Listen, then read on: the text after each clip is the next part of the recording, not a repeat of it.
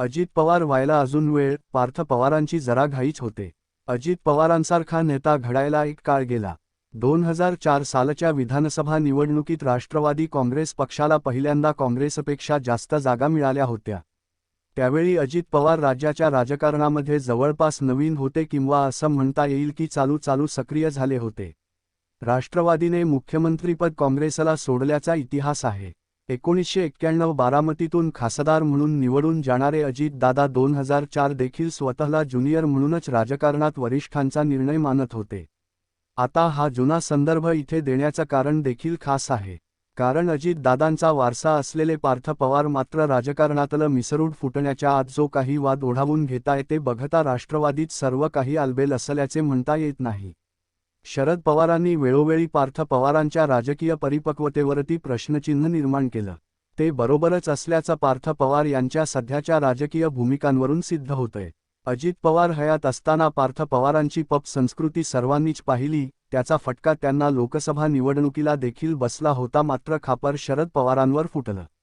त्यानंतर राजकारणात सक्रिय नसतानाच त्यांच्यावर मुलात जमीन खरेदीचे गंभीर आरोप झाले होते. अजित पवारांच्या अपघाती निधनानंतर रोहित पवारांसह अमोल मिटकरी सारख्या नेत्यांनी अनेक शंका निर्माण केल्या. जय पवारांनी तरी एकादुक्का विधान करून अजित पवारांच्या अपघाताची वास्तविकता समोर यावी यासाठी काहीतरी का होईना मागणी केली. मात्र पार्थ पवारांनी अजून देखील यावर एकही विधान केलेलं नाही, हे सर्वांना आश्चर्यकारक वाटतं. याउलट अजित पवारांच्या निधनानंतर पार्थ पवार राजकारण गरजेपेक्षा राजकारणात जास्त ॲक्टिव्ह झाल्याचं दिसतं. पक्षाची धुरा एका हाती सांभाळण्याचा त्यांचा इरादा पक्षातील वरिष्ठांना अस्वस्थ करणारा ठरतोय. दुसरीकडे अलीकडच्या काळातच त्यांनी आपल्या विधानांनी जे काही वाद ओढावून घेतलेत ते बघता पार्थ पवारांनी अजून जरा दमान घ्यावं अशी म्हणण्याची वेळ पुन्हा एकदा पक्षावरती आली. स्टेप बाय स्टेप मुद्द्यांशी समजून घेऊया. तारीख 6 एप्रिल 2026 अजित पवारांच्या निधनानंतर लागलेल्या बारामती विधानसभेच्या पोटनिवडणुकीत काँग्रेसने उमेदवार उभा केल्यावर पार्थ पवार यांनी काँग्रेसचा महाराष्ट्रात डाऊनफॉल सुरू झाल्याचे विधान करून लहान तोंडी मोठा घास घेतला होता. या विधानाचे राज्यात पडसाद उमटले. पार्थ पवार यांची राजकीय समज किती कमी आहे याचाच अंदाज या विधानावरून आला. पण फरक एवढाच की त्यावेळी कोणी बोलून दाखवलं नाही. काँग्रेस पक्षांकडूनही पार्थ यांच्या या विधानाबाबत तीव्र नाराजी व्यक्त करण्यात आली. हर्षवर्धन सपकाळ यांनी पार्थ पवारांची राजकीय समजच काढली. त्यानंतरची तारीख 7 एप्रिल 2026 पार्थ पवार यांच्या या अपरिपक्व विधानामुळे राष्ट्रवादीच्या वरिष्ठ नेत्यांची खास करून प्रफुल्ल पटेल, सुनील तटकरे यांची मोठी कोंडी झाली. बारामतीची पोटनिवडणूक बिनविरोध व्हावी म्हणून पटेल आणि तटकरे हे महाविकास आघाडीशी समन्वय साधण्याचा प्रयत्न करत असतानाच पार्थ यांच्या या विधानामुळे वातावरण अजूनच दूषित झालं. पार्थ यांच्या या विधानावर खुद्द शरद पवार यांनीही नाराजी व्यक्त केली होती. दुसरीकडे पक्षाच्या प्रसिद्धीची जबाबदारी असलेल्या डिझाईन बॉक्स या कंपनीला दिलेले काम काढून घेण्यात आलं. प्रफुल्ल पटेल आणि पार्थ पवार यांच्यातील वादामुळेच हा निर्णय घेतल्याची पक्षामध्ये तेव्हा जोरदार चर्चा झाली होती. खरं तर या कंपनीकडे पक्षाचं काम सुरू ठेवावं अशी पटेल आणि तटकरे यांची भूमिका, परंतु पार्थ यांनी याला विरोध करत कंपनीकडून काम काढून घेतल्याची चर्चा त्यावेळी झाली होती.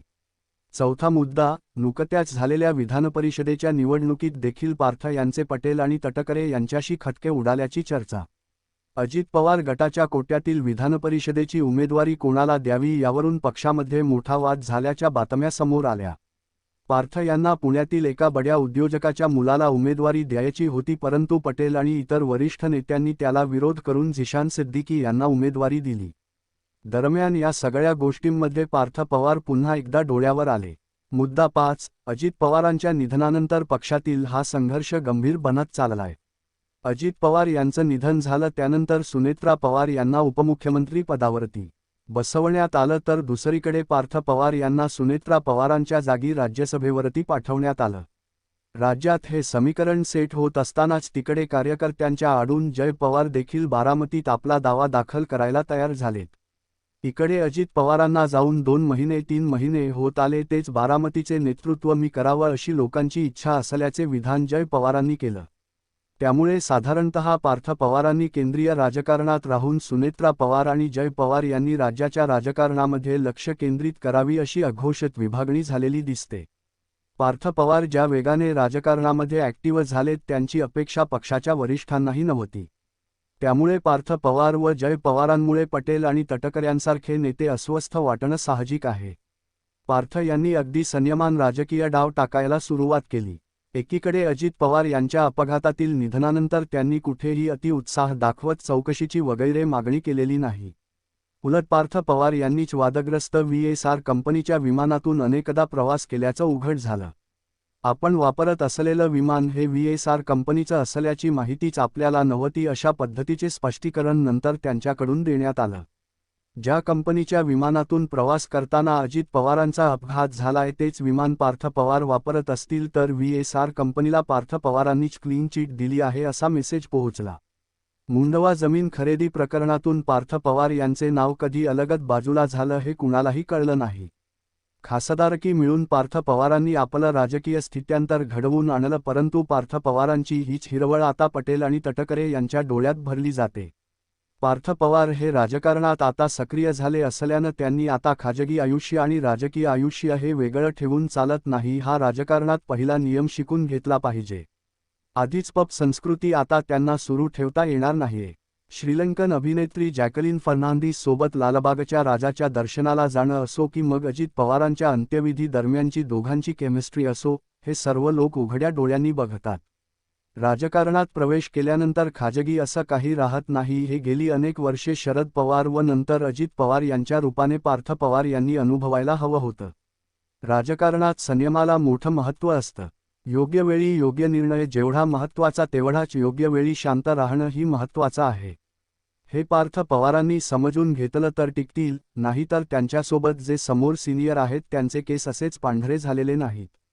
सुनील तटकरे आणि प्रफुल्ल पटेल यांचा विषय बाजूला ठेवला तरीही शरद पवारांनी सुद्धा कधी पार्थ पवारांच्या राजकारणावर विश्वास ठेवलेला नाही.